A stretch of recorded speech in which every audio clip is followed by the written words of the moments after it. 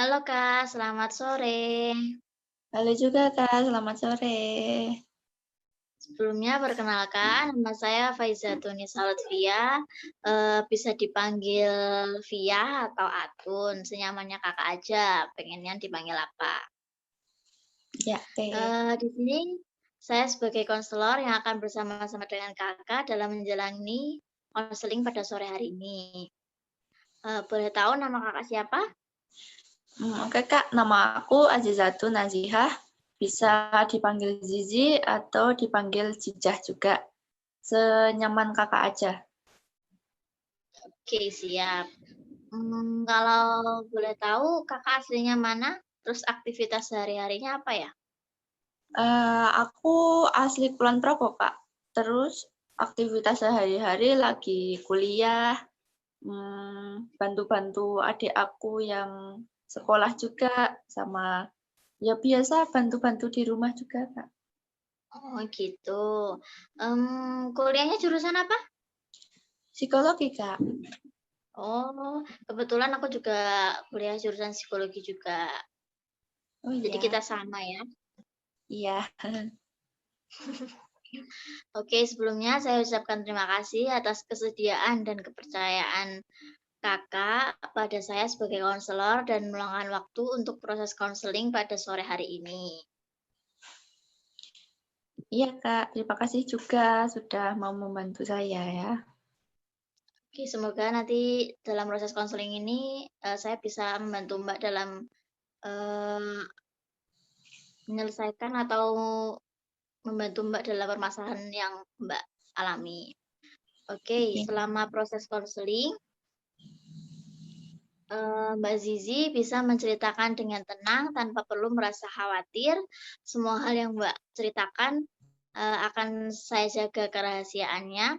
Namun jika nanti dalam cerita Mbak ada informasi mengenai pihak ketiga, misalnya mengenai orang tua, teman, atau eee, Mbak sendiri dalam misalnya gimana ya, terancam dalam situasi yang mungkin nggak mengenakan seperti merasa jiwanya terancam gitu, maka saya akan menginformasikan kepada pihak yang lebih bisa mengetahui itu, maksudnya yang lebih profesional.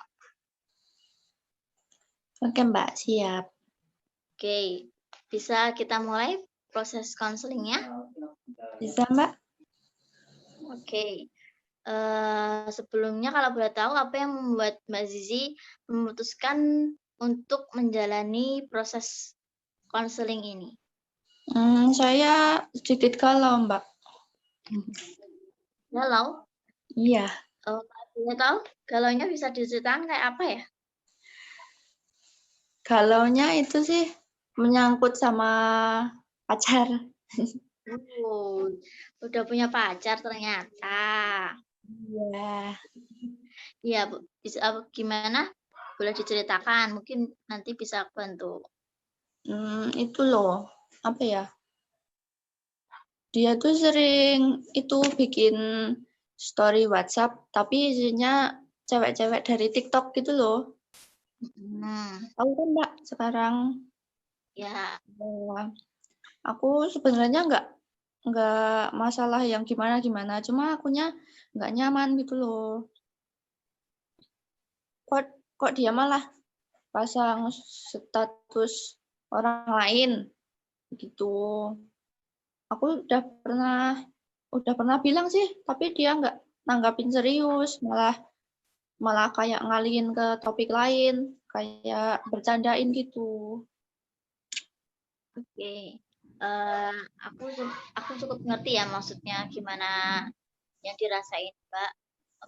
Kalau boleh tahu, eee, nggak maksudnya dia nggak ngalihin pembicaraannya tuh ngalihin pembicaraan jadi, eee, menganggap hal yang Mbak Zizi keluhkan itu nggak ada atau gimana? Lebih Ya spesifiknya? ya kayak aku bilang, "Kok kamu malah bikin story kayak gini sih?" Dia nggak jawab, cuma malah langsung nyeritain hal lain gitu. Oh gitu. Mungkin udah pernah itu lewat ngomongnya itu lewat chat atau ngomong langsung? Chat juga pernah, langsung juga pernah. Kalau langsung juga masih sama, mengalihkan pembicaraan Mhm. juga? Iya. Oke.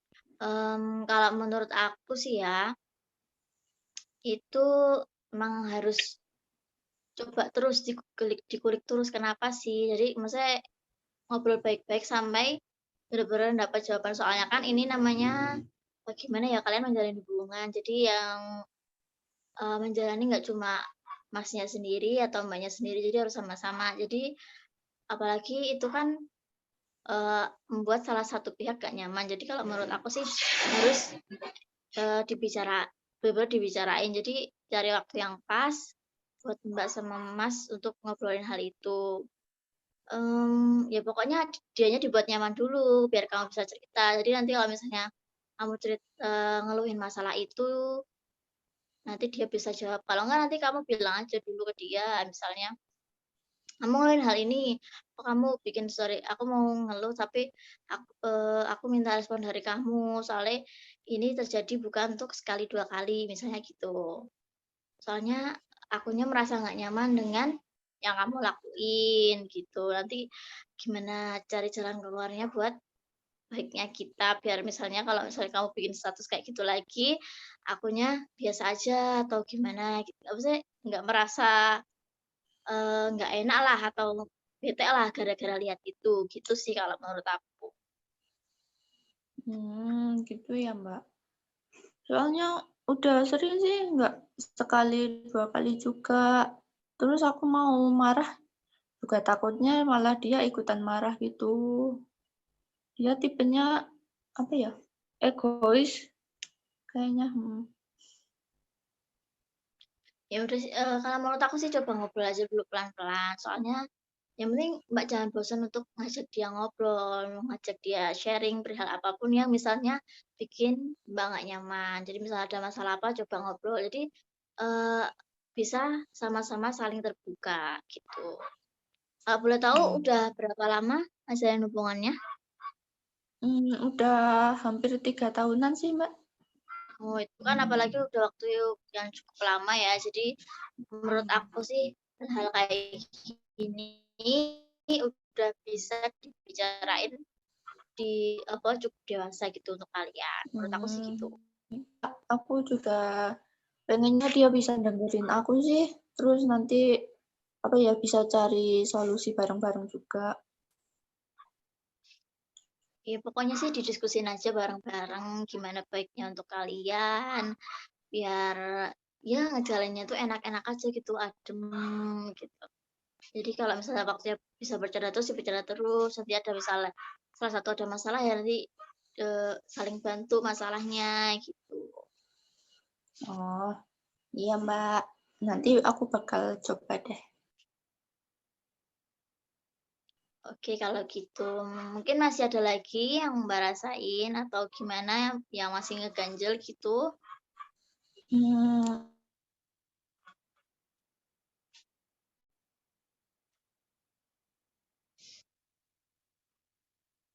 sama itu bingung juga sama dia. Boleh dijelasin bingungnya gimana? Ya bingung aja, kok malah bikin story kayak gitu ya? Aku pernah mikirnya gitu, kok malah bikin story kayak gitu. Terus aku juga pernah mikir, apa dia bosen ya sama aku? Kayak gitu. Kalau menurut aku sih, bosan sih enggak sih ya menurutku. Soalnya, saya juga pernah punya temen yang, cowoknya kebetulan suka, Jepang gitu. Jadi suka bikin story-story yang kayak gitu. Jadi, ya mungkin nggak bosen sih, cuma emang, "Oh ini lucu ya," maksudnya jadi kayak kita bikin story apa nih, "Ini lucu ya di story," gitu. Tapi ya kalau misalnya itu sampai buat resah Mbak, itu yang mending kalau menurut aku ya diomongin, baru diomongin gitu aja sih. Kalau menurutku bosen sih enggak, kalau bosen mesti dia, eee, bakal nggak bikin story, mesti lebih ke ngalihin ke yang lain. Jadi lebih yang live lah kasarannya gitu. Gitu ya, Mbak. Biasanya gitu sih. Iya, paham aku, Bang. Oke, Mhm. udah merasa lebih baik atau masih ada yang ganjel? Udah sih, Mbak, itu aja.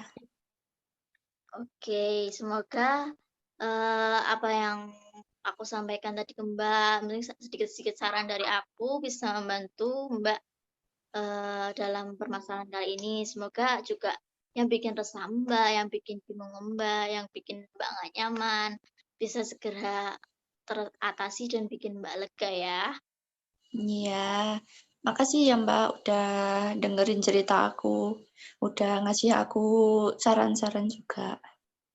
Iya, sama-sama. Langgeng ya buat kalian, semoga ya makin makin banyak tahunnya, itu makin jadi pribadi yang lebih dewasa lagi. Amin. Makasih ya, Mbak. Iya, sekali lagi terima kasih ya kepercayaan udah konseling sore hari ini sama aku, semoga kita bisa ketemu lagi. Iya, Mbak. Oke, terima kasih. Terima kasih, Mbak. Sampai jumpa.